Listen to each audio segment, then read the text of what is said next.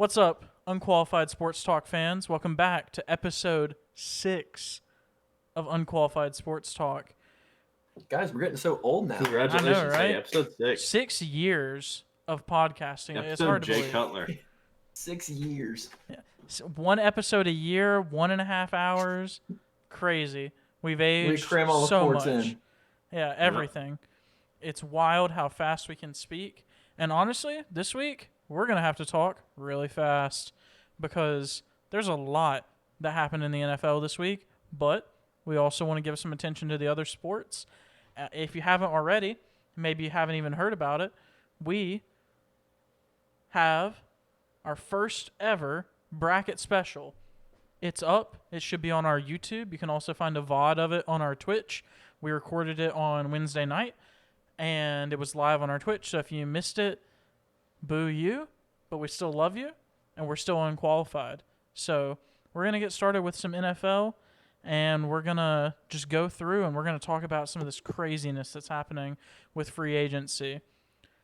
So, Bryce, where are we starting this week with free agency?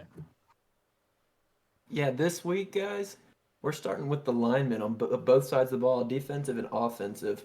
We've actually been seeing a lot of money going through there.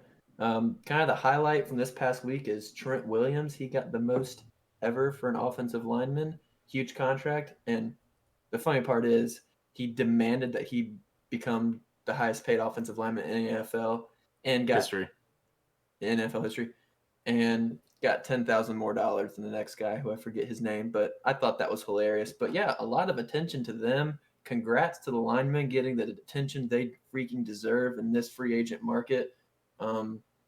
And also on the flip side of that, we've also seen a couple people, mainly the Chiefs offensive linemen, kind of get released just because of this weird cap hit that we're seeing this year, which kind of sucks, but they'll get scooped up in a heartbeat if they haven't already. No. They haven't. But in a kind of weird turn of events, the Chiefs also turned around and signed Joe Thuney. So that's interesting. Got rid of 2 stars to sign a star. Yep. And they just signed Kyle Long, who came out of retirement. Okay. So they kind of got those holes filled. But it's nice to see those guys getting their respect. And honestly, it's about freaking time that they do. And congratulations to Trent Williams. We're really excited for you. Yeah, I mean, it's hilarious that he beat it by 10,000. I don't think it's a great deal. It's 6 years, and he's I might be mistaken, but I think he's 33 right now. Oh, my. So he's already on the bad side of 30. He's already on the bad side of 32. And linemen can play later. I know we've seen what's his name? The guy for the Rams, Whitworth. Whitworth played at like 45. But I don't think Trent Williams in 4 years will be the same. Trent Williams will be a top 5 tackle. But I do think it's a huge sign for the 49ers. And I don't necessarily think it's a good thing for the NFL because it just shows, I mean, he's the guy who held out and sat out an entire season, and then he ended up getting paid like he wanted. But hey, power to the players. Congratulations to Trent Williams. And, it might be a ripple effect from the Super Bowl because, we saw how awful Kansas City's offensive line was, and they didn't have a chance even with, one of the most talented players to ever walk. But the big boys are getting paid. And I think it's even more solidified right now that pass rusher is the second most important position in football because pass rushers, good and a little bit less good, got paid all around the league. Yeah, I think the Chiefs move is weird because they cut 2 tackles and signed 2 guards. But I don't know. I guess we'll see how the shuffling goes on the line there. Yeah, and they're starting, I think it was left guard from the previous season, opted out because he's actually a doctor. So he'll be coming back as well. Yeah. How does that work? How can you play NFL football and be a practicing doctor at the same time? It's kind of unreal, and we love him. We do. Yeah. Because that's sweet. It's awesome. But yeah, we're going to be moving right along right now. There's so much territory to cover this week. Yep. We kind of have a slow running back market. Austin, talk to us a little bit about the running back market right now. Yeah, you don't see really any of the top, what we would consider those S tier, those upper echelon type of running backs on the market this offseason. And we knew that going in, Yeah. right? Aaron Jones really was probably the biggest performer that was going in a free agent, right?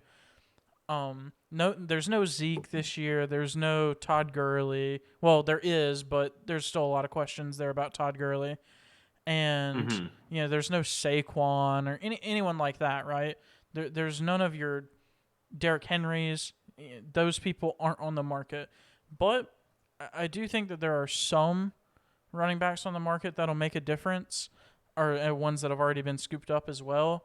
But I think that this year is going to be interesting, how it sets the tone for future years with the running back market, because eventually guys like Saquon, right, who, if he stays healthy and plays at the level that he was, should become the highest paid running back whenever he gets around to his extension, which he'll probably re-sign with the Giants, is my guess, whenever an extension comes up. But I think that it's going to be interesting, and having a break year where the running back market doesn't increase could be very favorable for teams like the Giants, because rather than, and I don't know how high or like what the highest paid running back contract is, but say it's $21 million, right? Instead of it going up to $22 million and then going up to $24 million, right? It might only go up to $22 million. So that's saving those teams in a few years that are going to be looking to re-sign these big name running backs. It's going to probably save them a little bit of money. So I think it's good for teams like the Giants and the Titans potentially. So Yeah, I agree with that. It's definitely probably going to take a little bit more time for that number to go up for running backs just because of the weird cap thing this year. But really happy for those running backs who have gotten signed, like Aaron Jones, who got paid some very good money to stay in Green Bay. And what was his backup's name? Jamal Williams. Jamal Williams going to the Giants, who has never fumbled in his career. But both of those are stud running backs. We're happy that they're getting their money. But yeah, other than that, it's kind of been stagnant. Very slow. Just the two Green Bay guys. I'm not sure when we're going to see other moves. I don't even know necessarily if anybody's in dire need of a running back right now. It seems like teams, obviously, as we go every year, obviously more and more air raid attack. But it does seem like people are content. And they're happy being content because it doesn't cost them a lot of money, and they're making it work. And at this point, it just seems like with running backs, other than your upper echelon people, that making it work is good enough. Yeah. I mean, you see guys drafted and immediately contributing, and that just ruins the market even more. We haven't seen what's his name? Leonard Fournette, they call him. What do they call him? Lombardi Lenny, something like that. Never heard that in my life. It's hilarious. It doesn't make any sense. But flashy Fournette, fat Fournette, he's big. He hasn't been signed yet. I thought he was gonna get signed pretty quick. But one thing I did hear was from NFL guru Michael Lombardi. But he said that Aaron Jones was a weapon, and that's why he got signed. And I think players like him that can contribute all over the field and are just offensive threats will get paid. And I think some of these guys that aren't as talented and maybe a similar style, or maybe they're more one-dimensional, they just have a slower market because teams are in a money crunch right now. But I did think those guys would get off the board sooner. Specifically, James White, I thought he would get paid either really quick, or he would immediately re-sign in New England. But it's been slow. Austin, our stat guy, just got back to me. The highest contract right now, McCaffrey makes $16 million, and that's pretty poor. In terms of some of these other contracts for the other positions. Yeah, they should honestly be paying him more than any quarterback they've had there in like the past 10 years, minus Cam Newton's MVP season. Yeah. So I mean, that's almost exactly what we just saw J.J. Watt get, and he's a shell of himself. Yeah. Which is Very interesting, but the running back market, I know we might have mentioned it last week that it was going to be slow, and I know we're not surprised, and I don't think anyone really is. But hey, the guys who do get paid, congratulations, and the other guys hold out. The second and third wave of free agency are strong, and they're coming as the new league year starts. But one guy who maybe we didn't think was going to get paid, who I know we love a lot, AJ Green. He's coming off of an injury, bad ankle injury that's really affected him for what seems like 24 months. Years. Yeah, his entire career. But it's not 2014 AJ Green, but AJ Green, $8 million to the Cardinals. Seems like a steal to me, even though he's like JJ Watt, a shell of himself. I think he can be a contributing player. And it's not hard as a former superstar to still be able to step in and make a difference. Yeah. Because he made 7 straight Pro Bowls to start his career. Like, he's been there, he's done that, albeit with awful teams. But, congratulations to AJ Green. And hey, good for the Cardinals. Ring chasing destination. I guess so. We said that they weren't going to be, but apparently they are if AJ Green signing there. And, quick note about AJ Green before maybe if Austin wants to give any input on it. The last time we saw AJ Green fully healthy was 2018 season. Mm-hmm. He was still dominant. And obviously this ankle injury has slowed him down. But if he can get 100% healthy, who knows he's probably not going to be full force. But it'd be interesting to see how good he really is still. And that would be fun. Yeah. I have nothing to add other than he doesn't have to be the number one receiver. That's true. Really, I foresee Christian Kirk stepping up and becoming the number 2 receiver this season. So, in my eyes, AJ Green doesn't even have to be the number 2 receiver, which means worse corner matchups. And the only question mark I have about this move is where does that land Larry Fitzgerald? Because obviously he's old. You probably don't want to have 2 older question mark kind of guys at a position where at any given moment you might need the 5th or 6th guy, right? So you definitely want to have some fresh legs, but they obviously have a lot of loyalty to Larry Fitzgerald, so we'll see what happens. I think that he has had a great NFL career, probably a Hall of Famer, but we'll see. Maybe. So. Wait, AJ Green or Larry Fitzgerald? Larry Fitzgerald, not AJ Green. Larry Fitzgerald's definitely a shoe, and I was about to say AJ Green's not. But guys, Larry Fitzgerald is guaranteed. Yeah. I'm going to let y'all take the reins on this next one. I know y'all are big Pats fans, and there has been a huge offseason movement in the Patriots organization. So you don't have to break down all of it for us because we don't care about all of it. But guys, highlight the Patriots' huge moves so far this free agency for us. Austin, it was the story of the week, and I'm going to hand it to you for this one. Yeah, so I'll take offense if you want to take defense. Ooh, there we go. All right. You're the offensive guy. I'm the offensive guy, and he's the defensive guy. That's how we would play it in Madden. So exactly. The Cam Newton deal obviously was the first one to really come to light.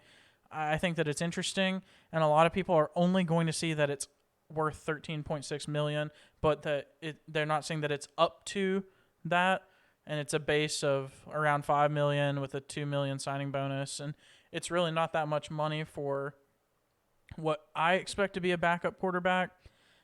I think Cam can still have a role in this system, and I think that the Patriots have always been maybe not the flashiest offensive team, but they've been creative offensively. It's a lot of people see them and they say, "Oh, it's just to line it up an eye and run it and then play action with Brady," but it was more creative than that, and I think people miss out on that. So maybe we see a situation where Cam Newton runs, some options and he comes in and still does some of those Cam things. But I have a guy that whenever we talk draft in a few weeks, I hope the Patriots go for in the draft. But then obviously they add 2 guys that I wouldn't consider game breakers, but 2 guys that could definitely have an impact, and I wish they had gotten when Brady was still there, in Nelson Aguilar and Kendrick Bourne. Two wide receivers that are coming from teams that have not had a consistent passer. If you think about the 49ers and all the problems that they've had with Garoppolo, and then all of the time that Nelson Aguilar spent in Philly with inconsistency from Carson Wentz. So and now he's coming from the Raiders, I believe, this last season, right? Yes. Yeah. Yeah, so obviously he had a good Derek Carr, but he was absolutely not the first option in that offense, right? Well, And Because Henry Ruggs probably was. yeah, No, Henry Ruggs struggled at times. Aguilar was the number one receiver. Well, not really because Darren Waller. yeah, But in that's terms of what I wide was gonna say. receiver, Is I think Darren Waller yeah. was the guy that they were looking for on the majority of their plays. But speaking of tight ends, the Patriots signed two. Hunter Henry, who I think a lot of people expected because of the Bill Belichick, hugging picture or whatever, and then Jonnu Smith. I don't think they overpaid for either of these players. I think that Jonnu Smith is coming off of a pretty good year, and Hunter Henry has obviously been a guy that New England fans have had their eye on for a little bit. I do have this question about why draft two tight ends and then sign two. It makes They weren't good. Yeah. I was gonna say probably it makes a lot more wasn't. sense with the hindsight. And obviously you never know that you're gonna get these two guys, but now that they have them, I think that they're both above average blockers and they can both catch the ball, which is great. They're not Rob Gronkowski, but I think they'll be good. I think they'll work really well in the Patriots system. And then they traded for Trent Brown, and they re-signed Ted Karras or however you want to pronounce his last name. Well, not re-signed. He spent a year in Miami. Oh yeah, that's right. Yeah. That's right. He came back. That's what I should have said. He came Homecoming. back on a pretty tiny deal, 1 year, $4 million. I think it's like 379 or something like that. But 1 year, $4 million, and they didn't really give up a whole lot. I think it was a 5th round pick for Trent Brown. So we'll see how that goes. Obviously, losing Joe Thuney is going to have an impact early in the season, but I think as the season goes on, we'll see it level out and it'll be okay. So they just got to figure out the quarterback. Exciting for the offense. A lot of people are still questioning the quarterback. But at the end of the day, Damian Harris is going to run the ball a lot, and even Cam Newton can throw the ball across the middle to Jonnu Smith and Hunter Henry. So congratulations to the offense. They're going to be better, which might be scary. Who knows? We'll see that later. But the defense, I know it was a down year for the Patriots defense, going from first the year before to, oh goodness, I'm not sure the exact number, but it was bottom half. Signing two defensive tackles away from divisional opponents, and Henry Anderson and Devon Godshaw aren't the moves that are going to blow anybody away or be super exciting. But the Patriots defense struggled with run defense last year, and they're both really, really good against the run. They're both massive, and I think those will end up being moves that aren't talked about enough as these bigger signings get all the credit. And then, of course, the big bucks, Matthew Judon, Matthew Judon, getting all the money from the Patriots, getting what I think is the biggest deal for anyone other than Shaq Barrett in terms of pass rushers on the market. And I think he's going to fit in perfectly well. It's a very, very, very, very questionable thing going into New England because, well, he can't just be a pass rusher. Like, you have to be very, very versatile in New England, or else you're not going to be able to get snaps. But a guy who is versatile and a guy who has been in New England is Kyle Van Noy. He just resigned, and he's coming home. And, we saw it with Jamie Collins. Go out, get your money, play awful, come back to New England, and play well again because that's where you succeeded at first. So I think the linebacking core, the front four, are all going to look really good. And then, of course, Patrick Chung and Dante Hightower are coming back off the opt-out list. So I think it's really promising for the defense for this next season, as well as the offense. But I think the defense is definitely going to outshine them again, even though the offense got the big name signs. But we don't play favorites, even though they are our favorites. So what do we got next on our agenda? Who else either got paid or didn't get paid? What are we looking at? Well, one person who got paid is Ryan Fitzmagic. $10 million to the Washington football team. And, as of recently, it's been interesting with Ryan Fitzpatrick's career. He's been a career journeyman, going place to place to place to place to place to place to place to place to place, just to place, trying to, fit in and make a contribution. And he has made a contribution. I would say he's very average.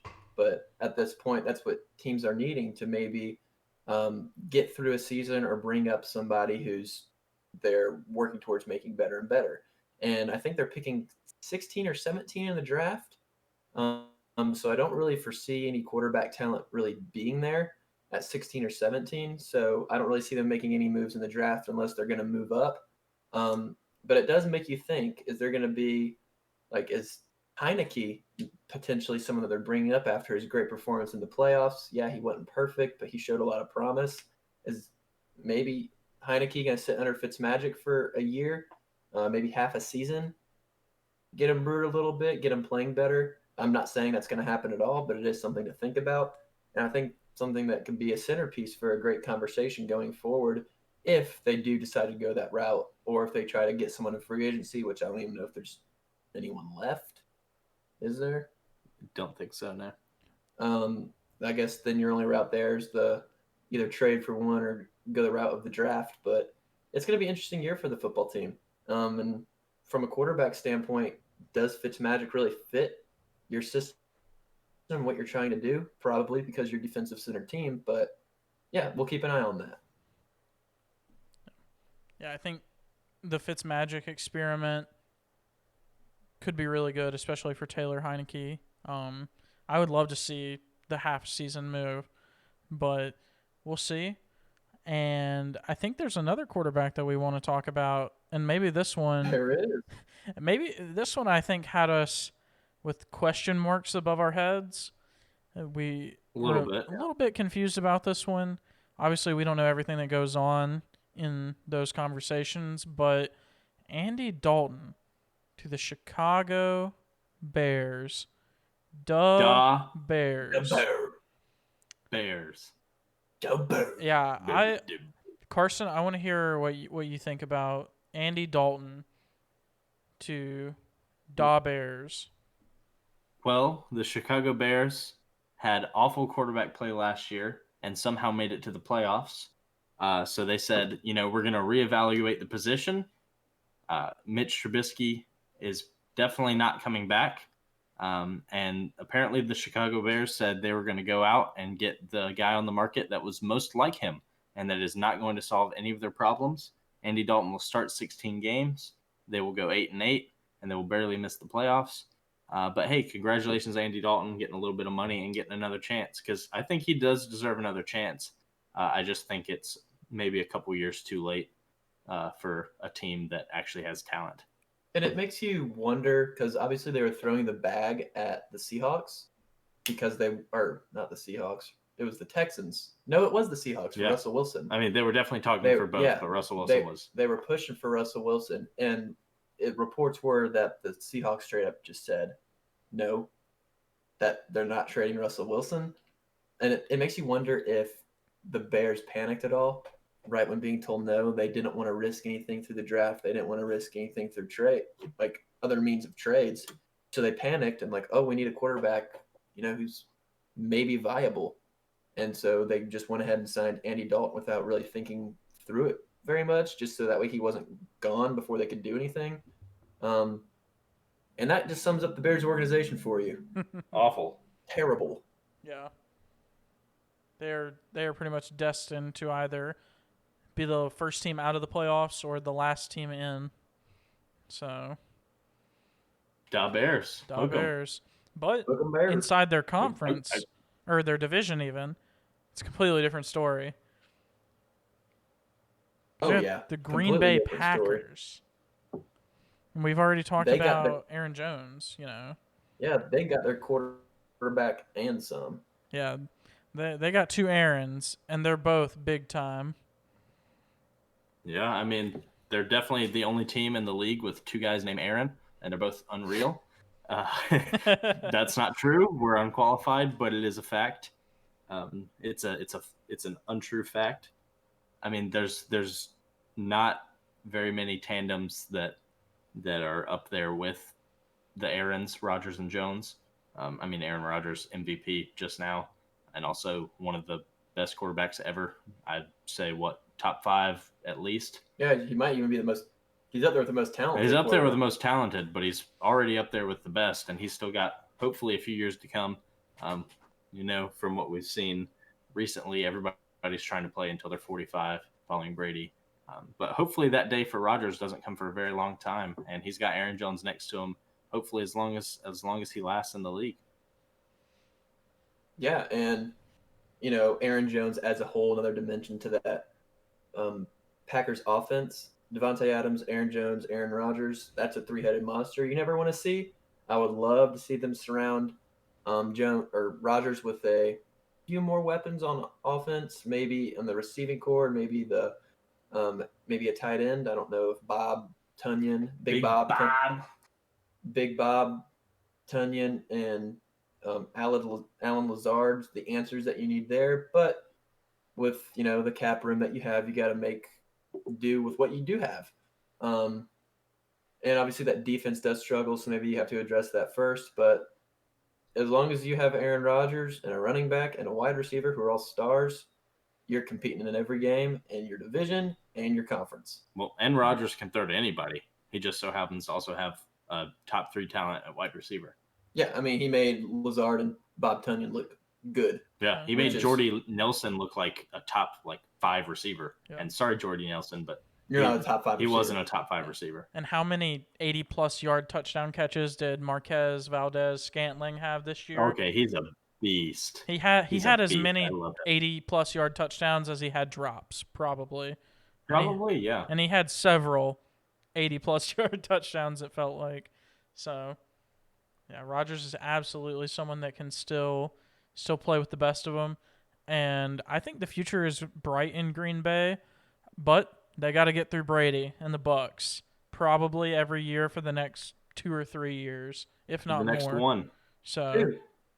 Oh yeah, 2. Brady signed an extra year. Yeah. That went under the radar because it seemed like just a cap move.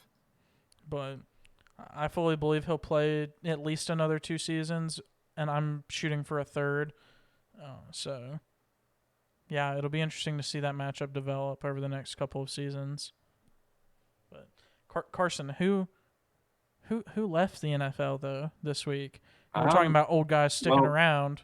What old guy said bye-bye? Yeah, we're talking about old guys sticking around. This one, you might have heard of him before. He's something like a record holder in a couple categories. Drew Brees, he holds the all-time yards record, second in touchdowns. He broke the record for consecutive seasons with 70% completion percentage. He holds a single season record for completion percentage.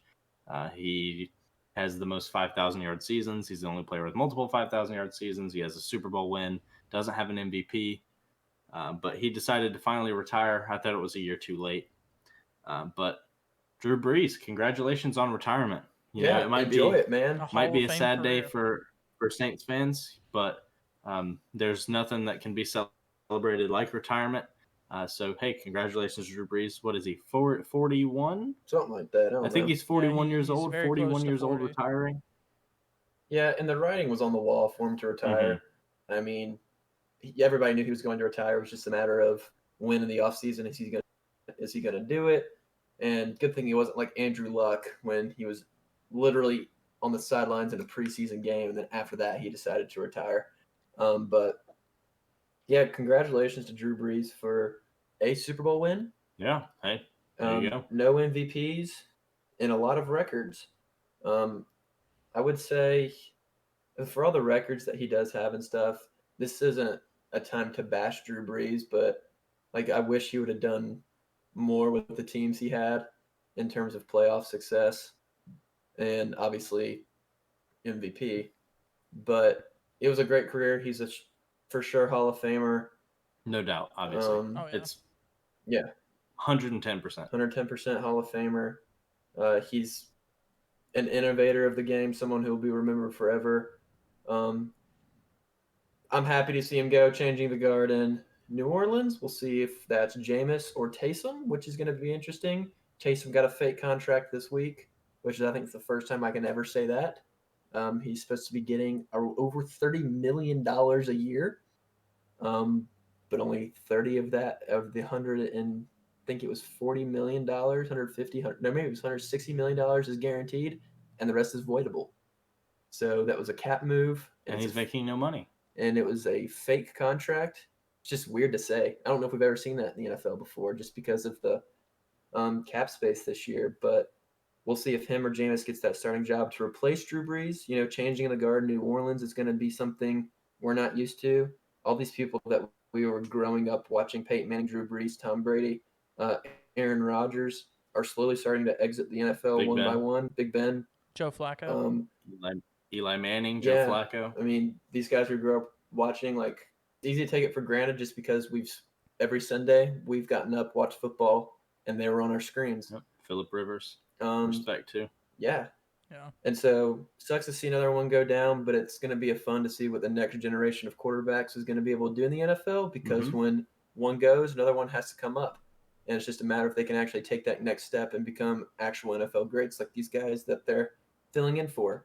I mean, every year we see growth in new quarterbacks. I mean, we have stud young quarterbacks right now that we didn't see 3 years ago in the NFL. So it's a fun time to be an NFL fan and to be a fan of quarterbacks, but goodbye to a legend. Drew Brees, salute. Salute Drew Brees, representing the Short Kings as well. Yes, sir. Probably the only Hall of Famer not 6 foot tall. That's not true at all, but it is a fact. But, you know, we can't say it enough. Congratulations. And, you know, as good of a career as anyone can ask for. He might be, in terms of all the records, awful. But, you know, someone with all those records you'd think would be the best ever, but not quite there. Not quite top 5. No. But still, memorable, however you want to phrase it. Rememberable is not a word. But, you know, it's the changing of the guard, it's the passing of the torch, and Drew Brees is just the next step in that.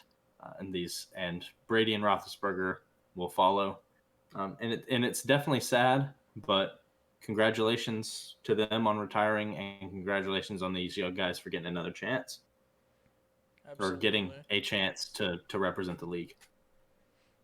Yeah, the future of the league at the quarterback position is definitely bright. So it's in great hands. It's in great hands. And they're all led by an unbeatable man that lost.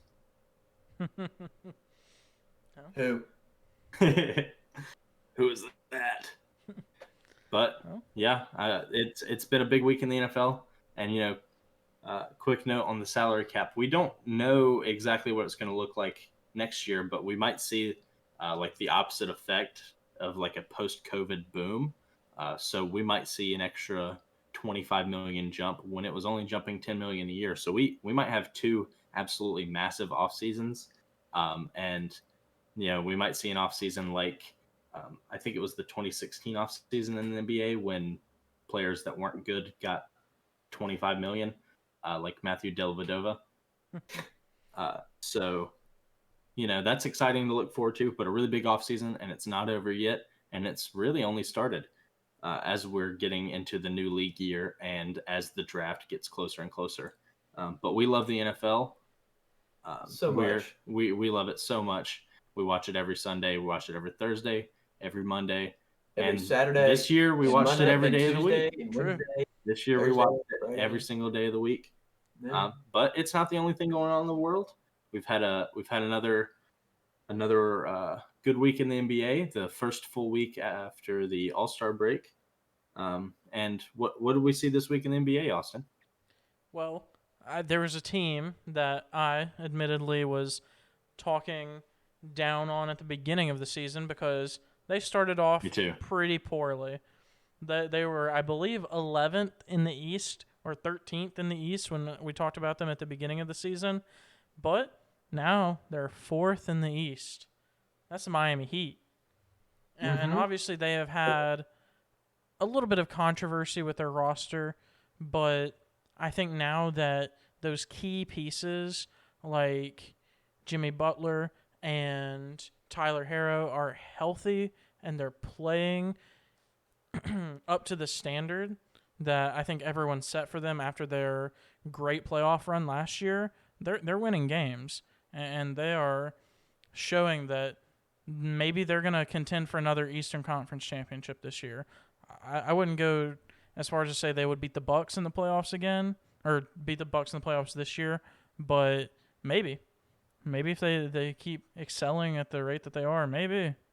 So Yeah, it's just odd that they're peaking when they are. I mean, it's the same team from last year essentially. You'd think they would have momentum coming into this year. Obviously, finals hangover, yeah, but maybe they had too much confidence coming in. It was kind of a wake up call, and now they're like, okay, time to get on a roll. But winning 9 out of their last 10 up to this point of recording is super impressive. And obviously, that keeps up. They're going to skyrocket to first or second in the East. But we'll see. I'm still not super high on the Heat. 9 out of 10 games, yeah, that's awesome. But also, you have to look at the rest of the season in comparison. It hadn't been that great. So it's easy. Recency bias is one of the most evident things ever in the NBA, especially the NBA, just because, it's a very individual player-centered league. And when those individual players start doing good, then you equate it to team success. And the teams start doing good, then it's really easy to think that teams or players are a lot better than they actually are. So keep an eye out on it. Congratulations, Heath, though, winning. Congratulations to the Heat. But on the other side of things, we have the Houston Rockets. Yeah. The Heat have won 9 out of 10, and at time of recording, the Rockets have lost 17 in a row. Which is rivaling one of the worst losing streaks we've seen, maybe even in our lifetimes. What was recently? I think it was 19 or 20, maybe 21 games. Who?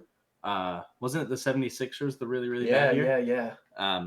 So, hey, congratulations to the Rockets. Yeah, they're fighting for history. Getting bad press. I know with the Miami Heat, we called out Jimmy Butler, and he heard that and then started playing well again. So right now we're going to call out the Houston Rockets and say, stop being awful. Your goal should be to win 1 out of every 10 games, because right now you haven't even won 1 out of the last 17, which honestly is one of the most impressive things you could ever do in the NBA. And I just feel bad for John Wall. Obviously, he's a stud muffin, always has been. Why does he get put in these situations? I swear. I was excited for him to play with James Harden, but obviously that all went away. Also, you got anything to add about the Rockets?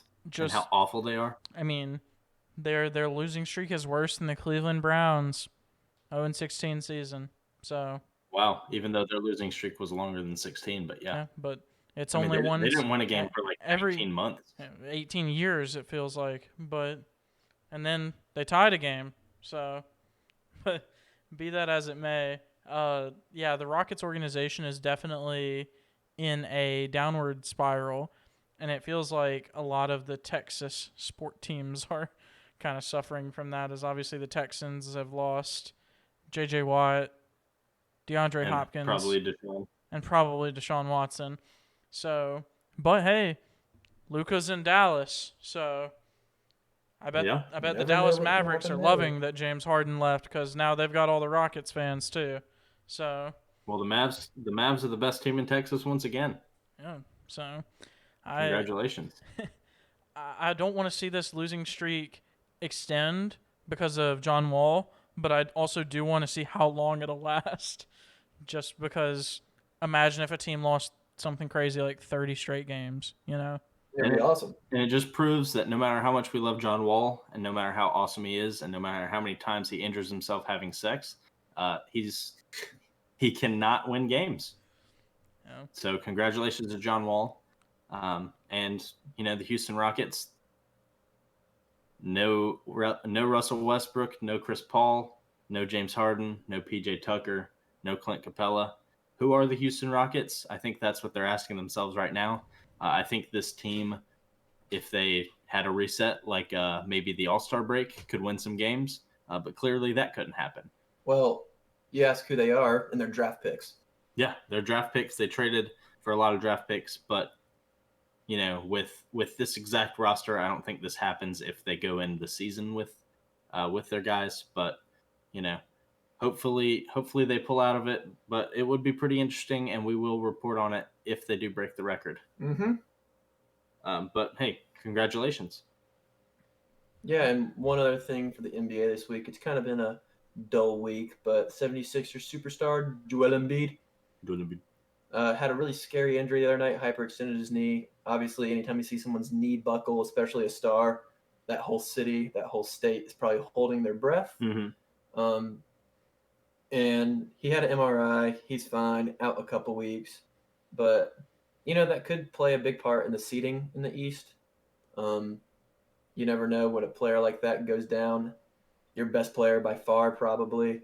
Ben Simmons is up there, but he's not the offensive presence that Joel Embiid is. Mm-hmm. Who's going to be able to pick up the slack? Is that going to affect Joel Embiid's MVP standing? There's a lot of things that could just go in. With this injury, is he going to come back 100%? Is he going to be out longer than expected just to make sure he's 100%?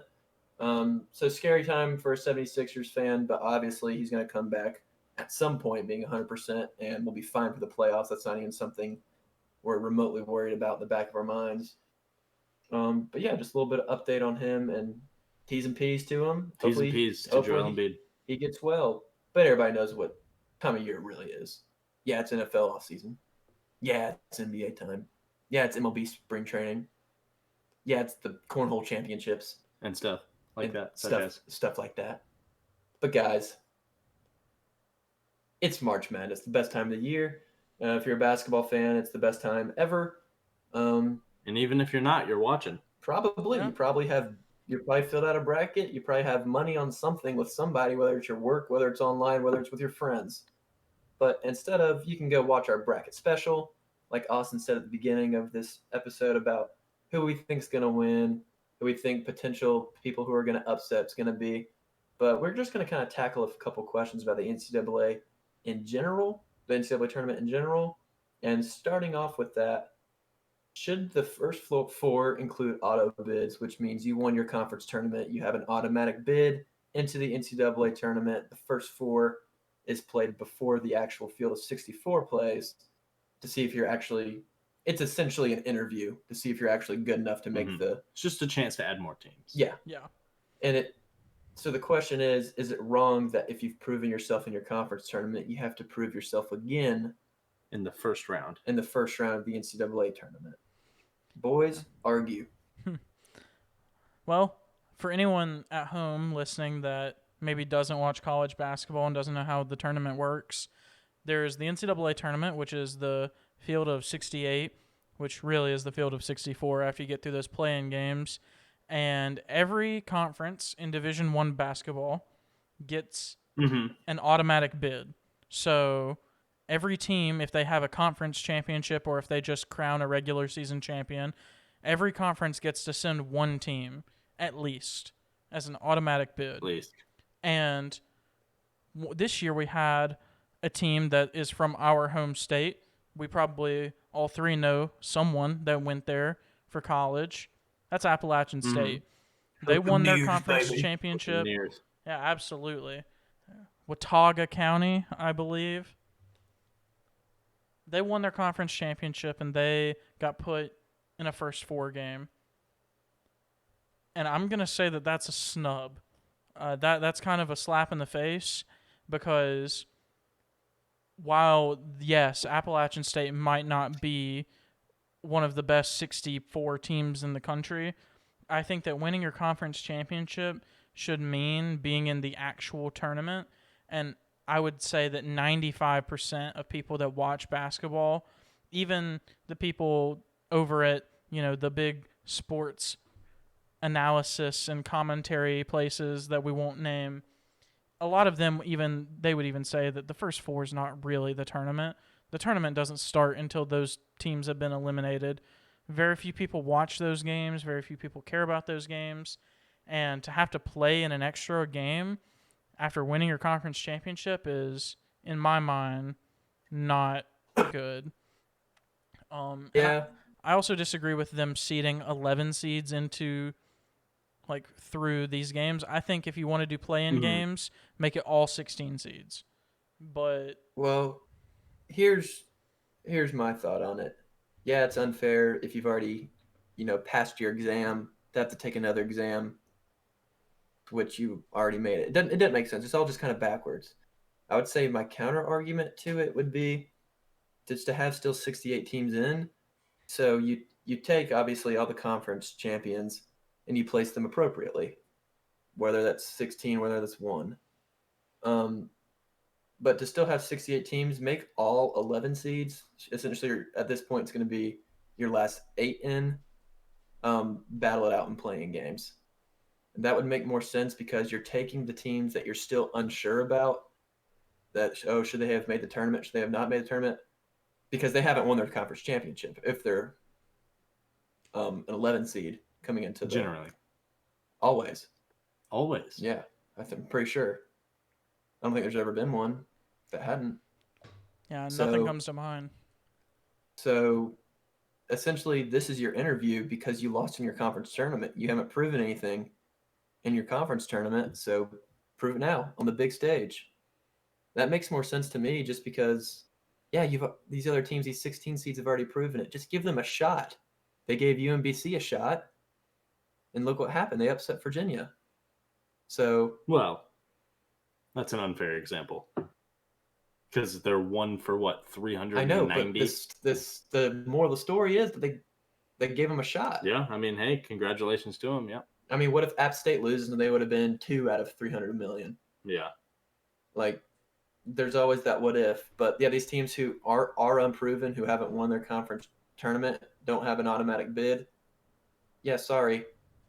You're going to have to play in this playing game to make sure you belong.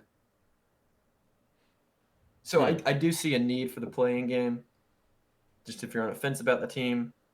But if you've already proven yourself, then why make you play another playing game? Yeah, I mean, that's definitely fair. I'm definitely on the side of the argument in terms of, like, I like the fact that the first 4 exists. I like the play-in games. I think if they're going to abolish it, they should expand. I don't think there's any use going back to 64. But, I think it gives these teams who win the conference championship a chance to play another competitive game, because you're going to throw these 16 seeds up against the best teams in the country, and 350 times out of 351, they're going to get walloped. They're not going to play a competitive game. It's going to be cute, but only diehard fans are going to watch those unless they're close at halftime. It's a shoe-in win for the 1 seed. I don't think that these 16 seeds that win their conference in any way are ashamed to be in the first 4. I think it's an honor to be able to win an NCAA tournament game. It's still an NCAA tournament game in everyone's eyes. Yep. I think that's definitely a really, really big achievement for those players that maybe or maybe not. Most of them will not go to another level. Some of them are grad transfers. But generally, they're just going to be guys that never play high-level basketball again. But I think ending their season in a game that effectively they have a chance to win against a team that they would never have played normally in a play-in game, I think it's really cool. And I'm not exactly against it as y'all are, but I do understand the fact that you won your championship. Why should you have to play an extra game? Then why not make all the 16 seeds have a playing game, and that gives you 2 more spots for? Yeah, I mean, exactly. That would be a perfect counter argument, but also things aren't going to change. I don't know why they are the way that they are, but the way they are right now, they don't seem to be changing anytime soon. Mm-hmm. With the is it 2 16s and 2 11s or 12s, 11s or 12s that are in play-ins? It doesn't seem to be changing anytime soon. And usually, if it ain't broke, don't fix it. But yeah. I don't think it's necessarily the worst thing in the world. It's a mixed bag. It's a mixed bag, but there's a lot of things right with the tournament right now. Yeah, it's still so popular. So yeah, of course. Yeah, but there is one person that thinks that the tournament should be expanded even more so than more playing games or more teams. Coach K thinks there should be a lot more teams. Yeah. Coach K thinks that there should be every single eligible Division One team should be playing in the tournament this year. How in the world do we feel about that? Yeah, and well, first of all, to preface this, he said it in September because it's a weird season that it should be some sort of mega tournament between every team, just to give everybody a little more spotlight, everybody a little more money, some of that TV deal, um, and it's not necessarily an awful idea. It's definitely not an idea that would have lasted, and it's definitely completely outrageous. But I don't necessarily hate it. I mean, it would have been cool. It would have been impossible to do, especially in a bubble environment that we know now it would have needed. But I'd say if it wasn't in a bubble, that it would have been really cool. It definitely could have worked, um, and I would have liked to have seen it because it would have been like an extreme spectacle to come after 2 years that we've never seen years like it before. But not everybody thinks the same. I know Coach K got a lot of criticism for it because it seems outrageous. But Austin, what do you think? I agree that if the bubble wasn't necessary, it would be much more practical, and especially in a year where COVID is not, you know, so rampant. Or I'll just say if COVID wasn't a thing, right? It's definitely possible, but in a year like this, it's really not possible. Although I will say the thought of it of a 300 how many teams, what, 250, 350, whatever it is, 351. yeah, is awesome. Obviously have a little bit of an issue since it's an odd number, but that could be broken up and changed through buys or whatever, it would be really cool. And I would love to see, some of those teams that have made Cinderella runs that don't make it every year. Maybe they get back in and they make another Cinderella run, right? Like, where's my Florida Gulf Coast at? And stuff like that. So it could be interesting, but it's definitely not practical. And I think it devalues that money that you get from, because every team that makes the tournament gets like a small amount of extra money just like from the NCAA. Because whenever my alma mater, Gardner Webb, made it a few years ago, they talked about that all the time, how they like got a small amount of money from the NCAA for like making the NCAA tournament.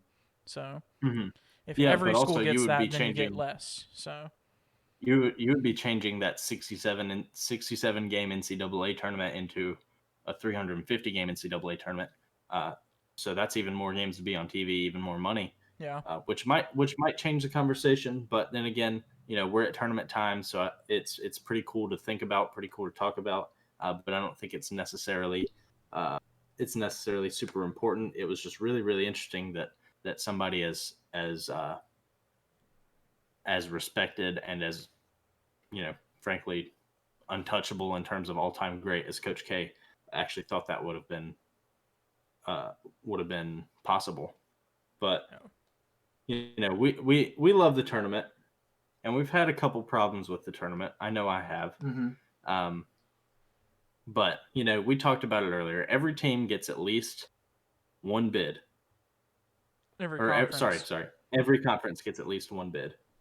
But some conferences get more, and those are the ones with the really really good teams. There's I'm not sure the exact number, but I think it's around 30 at-large bids every year, Sure. something Sounds like about that. right. This year it's one more without the Ivy League, but there are teams from these lower conferences that have really good records against awful teams that make the tournament. Like Drake this year, it was our big example. And I don't necessarily think that they should make the tournament because I think if you put them on a neutral floor against a team like Louisville, who was snubbed, I don't think they have a shot. And I think they lose that game 8 times out of 9, 9 times out of 10. I don't know why I said 8 times out of 9. That gives them an extra 1%. But it's really good for these smaller schools, but I don't think it adds to the competitive. Yeah. I mean, I agree with that. It is a place where these mid-major schools who necessarily haven't played anybody great can go and maybe prove themselves. But you look at it like Drake this year, who made the tournament. Great job, you made the tournament. But you look at their schedule, and they did not play a single top 25 team all season. So it's just like, how can you give? Okay, I Loyola stand corrected. Chicago They twice. played Loyola Chicago twice, 3 times, and okay, you go look at Loyola Chicago. Have they played anybody? And no. Mhm.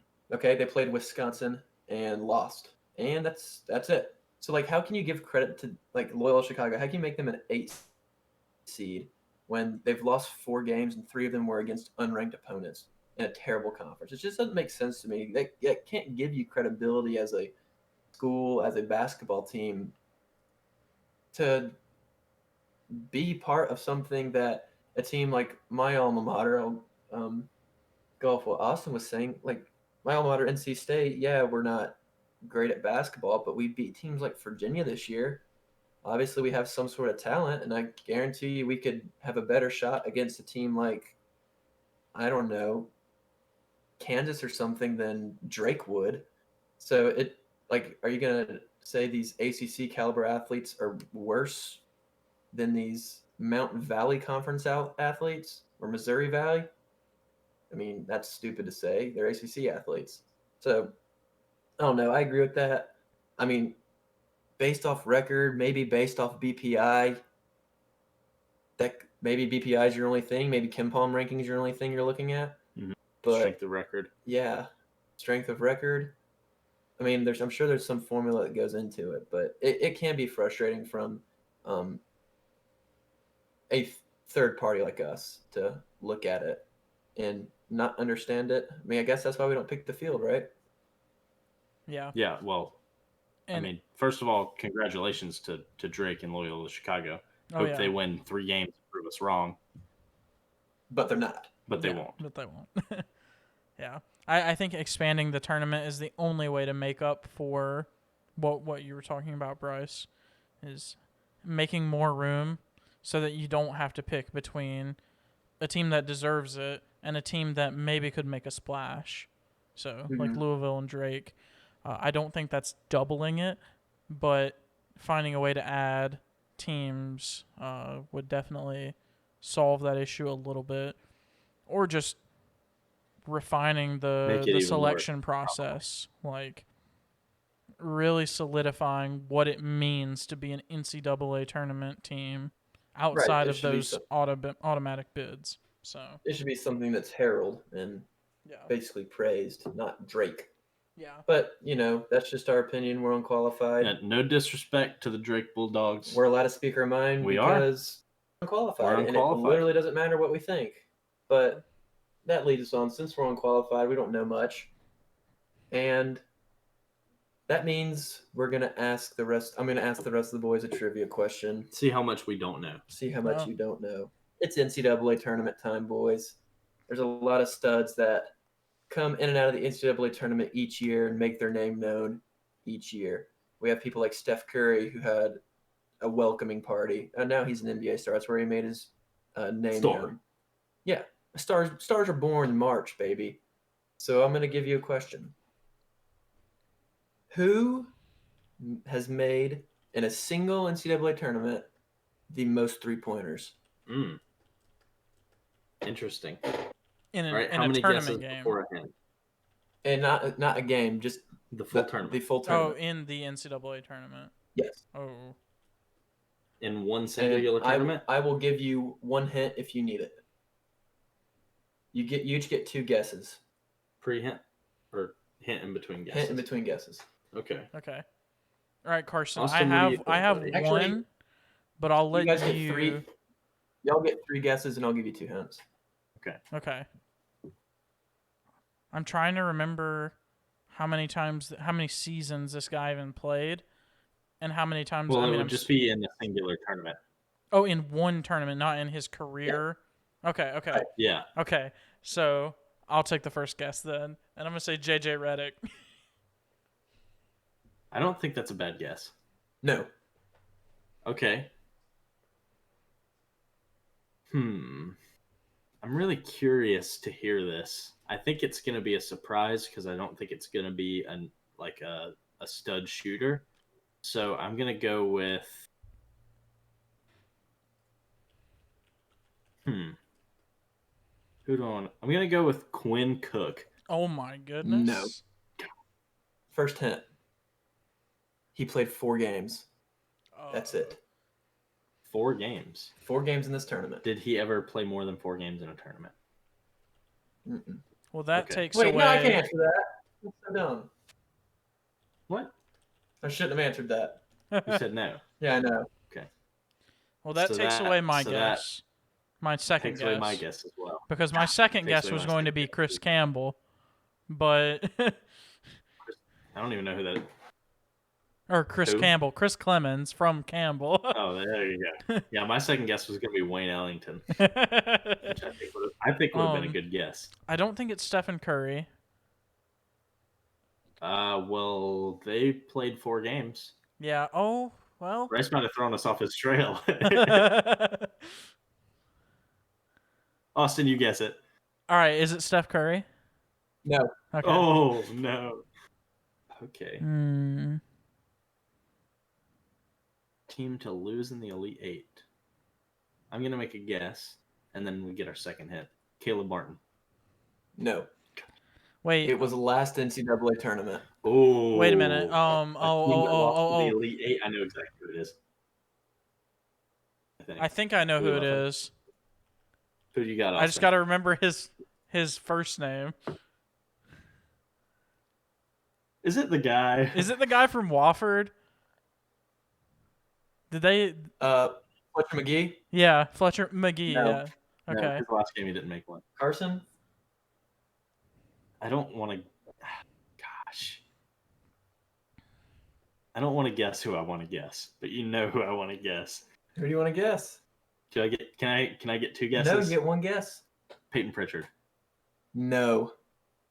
Is it Guys, the answer is Carson Edwards really? with 38 Wow. threes through 4 games. That's actually Wow. not that surprising though. Now that I 38 think in about 4 it. games. No, not the number, like the player. Incredible. That is? Yeah, it's not surprising. I mean, he had one of the best tournament runs. He was unconscious, essentially. But yeah. 38 in 4 games, incredible. I mean, over 6 games, that's if they had made it, that's what 55. Yeah. It's ridiculous. But I guess we'll transition on. We got some tournament picks for you in Carson's Hook'em picks of the week. Wow, what a sound! What an intro! This week's Hook'em picks of the week. It's bracket special time. It's NCAA tournament week.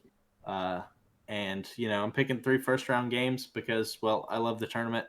And, we've got exciting games. I decided the 3 seedings that were closest in terms of records. So I'm going to pick an 8-9 game, a 7-10 game, and a 5-12 because the 5-12 is a coin flip too. But Georgia Tech, Loyola, Chicago, we've talked about the Ramblers a lot. Porter Moser's a beast. He's definitely a coach that doesn't get enough respect. But Loyola Chicago gets too much respect. Georgia Tech's going to wipe the floor with them. Moses Wright, ACC Player of the Year. Jose Alvarado, ACC Defensive Player of the Year. We can't overstate it. They're incredible. And I think Georgia Tech is underseeded and Loyola Chicago is overseeded. So hook 'em Yellow Jackets, hook 'em Georgia Tech, and hook 'em Josh Pastner. My second game, Oregon VCU. VCU, Shaka Smart's not walking through the door. Oregon Ducks, easy game to pick for me. Even though I would love to pick an upset here, it's hard for me to pick an Atlantic 10 team. And then the 5-12, which is probably the most coin flip matchup, which is hilarious because it's 5 versus 12. But we've got Colorado, Georgetown. Georgetown has been playing really, really well. They went into their conference tournament below 500 and then won it to make the tournament. Congratulations to them.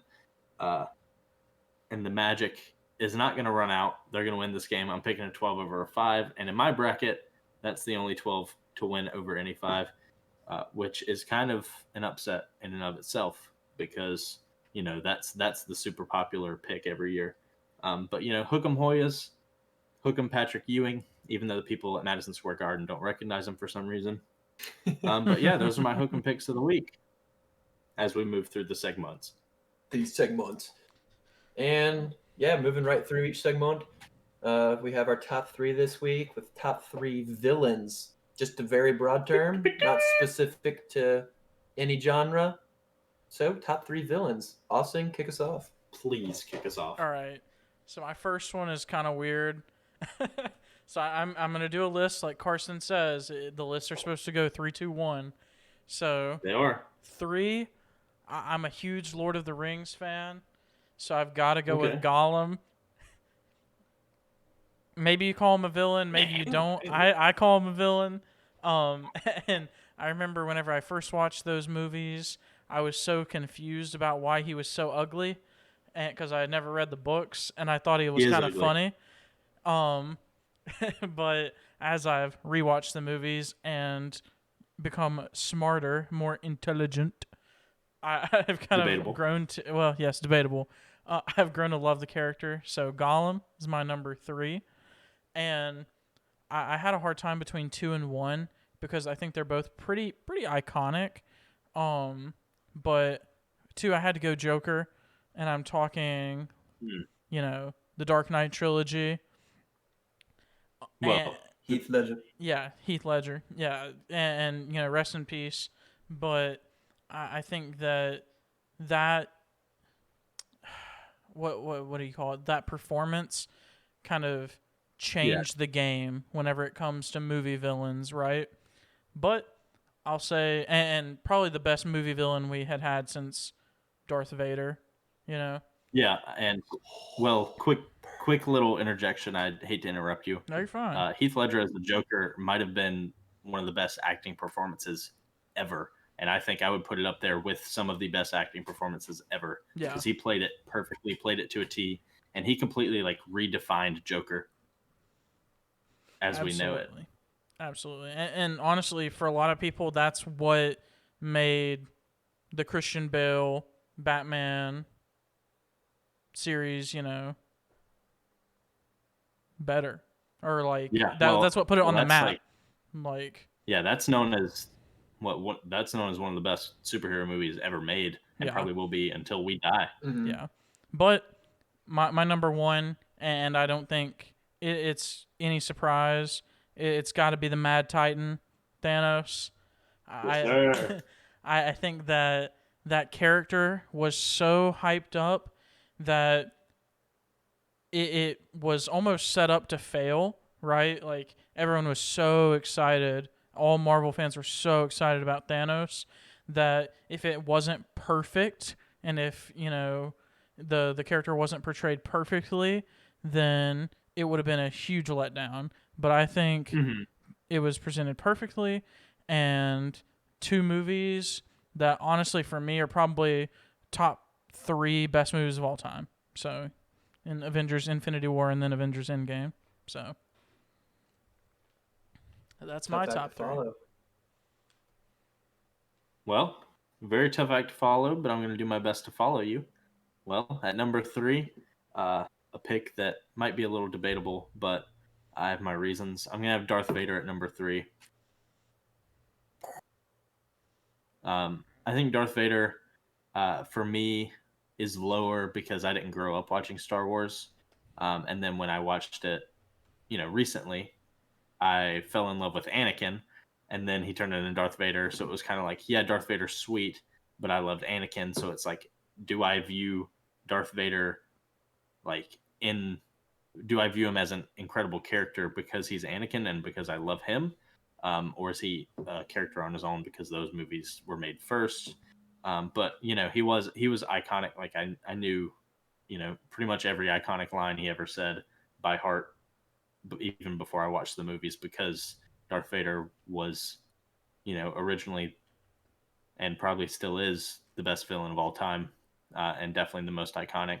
But I have him at number 3 because it wasn't necessarily as near and dear to my heart when I was a kid. And then at number 2, I'll probably be the only one to put him on my list, but Voldemort can't be overstated. He doesn't have a nose. I read the books as a kid, and it's crazy how like those books are so intricate. Of course, there's entire worlds created just based off of them. They even have another series, but like the entire roots of every single book is just off of Voldemort and just different things. And like as he's coming back and as he's like growing stronger, and it just really fits super well with the progression of Harry. And I think it's like perfectly written. That's why I put him at number 2. And then at number 1, uh, it might have been a little different if Ant-Man had jumped in hot sauce and went up his butt, but Thanos is number 1. They had to beat him twice, even though they didn't beat him the first time. He is inevitable, and he doesn't know who Scarlet Witch is because she said, what did she say? I don't remember. She said, "You took everything from me. I don't even know who you are. I don't even know who you are." And that's probably one of my favorite lines of all time. But yeah, I mean, that's like it's technically 2 movies, but it's basically a 5.5-hour movie just all together. And it's a masterpiece. I could watch it 100 times in a row. And I kind of wish there were more, but his story was told, and on to the next one. Yeah, so I didn't want to pick super basic villains like these guys, but I was thinking of villains who necessarily aren't thought of right off the bat, but definitely still instill fear in you. Coming at number 3, we have the Fire Lord from Avatar. Of course. I mean, he's just such an ominous character the whole time. You don't know anything about him. You see glimpses of him, you see silhouettes of him, but finally, as the series starts progressing, you start figuring out who he is, and he's just rooted in mystery. You know he has so much power, but you don't know his power until the end, and it is an epic conclusion. And you don't even see his face, I don't think, until the final chapter. And it's awesome. He is fear, especially in that universe. Number 2, and I'm known for bending the rules. In my top 3, I have Christian Lightner. Okay. I mean, heck, he's everything a villain needs to be. Yeah, I wasn't even alive, and I hate him. I don't know why. There's literally a 30 for 30 called "I Hate Christian Lightner." Like, this man, pretty boy, awesome at basketball, talks trash. He wins. That's a villain. Everybody hated him, but everybody wanted to be him. Yep. Completely not allowed, but hey, but acceptable. Bryce is 1/3. He can definitely change the rules. But at number 1, like I said, I'm still going in the Star Wars universe, but I'm not picking Darth Vader because that's the obvious choice. It is. But I have Emperor Palpatine. He is the Senate, and he has unlimited power. I am the Senate. But I mean, he is the definition. There's not an ounce of good in his body. Obviously, with Darth Vader, it's the whole redeeming story. He's still the chosen one. He's still good. With Palpatine, he wants nothing but to annihilate everything and make the Sith rulers of the galaxy again. And just that whole mindset the whole time makes him terrifying. He'll not stop to get what he wants. I mean, and he's in control in movies 1 through all of them. So yeah, it's literally something that will be instilled in me forever. Just seeing those glowing red eyes or yellow eyes in the hood, it's awesome, and I love him. But that concludes our top 3 villains segment, and now we go on to our last segment of the podcast, and we have the debut of Hot Takes. And this week's hot take is who's going to win the NCAA championship, but it can't be someone 4 seed or below. Up. So it needs to definitely be a hot take and something that's not going to happen, but is going to happen. And I guess I can start off. If you were to listen to our special of our NCAA tournament bracket, filling it out, you know I'm super high on this team. You know I'm super high on this guy, and that's University of Southern California Trojans. Evan Mobley, I love him. He's a stud. Freshman forward. He's the complete package. He's going to be in the NBA next year for either first or second team All-American. I don't remember which one. But obviously you need players who can play in March, and he's one of those guys I think can step up and lead your team. So hook 'em Trojans, baby. Hook 'em. Wow. Well, Bryce, that's a great pick and probably a lot more likely than mine. I was tempted to go with the University of North Carolina, Chapel Hill, Tar Heels, Please don't. but I will Please not don't. because if I speak it into existence, it won't happen because it's reverse psychology, whatever that means. Not true. Not true at all. We speak But- stuff into existence here on this podcast. But I wouldn't mind speaking this one into existence. So I'm going to go ahead and say that the Syracuse Orange are going to win the national championship from the 11 seed for no reason other than their name is Emperor the Palpatine. Orange. That's That's just the only reason. awesome. No, but on a serious note, I do think they're a good basketball team. They obviously come from a historically great conference, and even before that, they were in another historically great conference in the Big East before they left that. So I think it's a program that Third year. has excelled, and they maybe have come short a lot in recent years, but I think, like we've talked about a little bit in our bracket special, which you should go watch, Ooh. their defense is something that's going to cause a lot of teams that aren't used to it some struggles, and maybe they get some first half leads that teams just can't come back from. Maybe. So we will see. Wow, how incredible. I don't know how anyone could ever pick them to win the tournament. It's an extremely hot take and one of the hottest we've ever heard, especially on the debut of Hot Takes. But speaking of hot takes, I'm going to go with... Who am I going to go with? I'm going to go with another ACC team who's better than Syracuse, the Georgia Tech Yellow Hornet Jackets. They've got the ACC Player of the Year, ACC Defensive Player of the Year. I think Alvarado and Moses Wright can definitely carry a team. And, in March, if you have a great guard, you win games. If you have a great big man, you win games. And I think that they can dominate the game against anybody. So hook 'em Jackets, hook 'em Yellow Hornets, hook 'em Yellow Bees, whatever they are.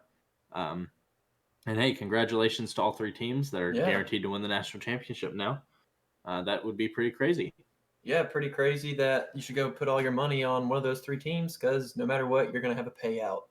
But we really appreciate you tuning in to episode 6 this week, and make sure again to go check out that bracket special if you want some unqualified opinions about how you should fill out your bracket.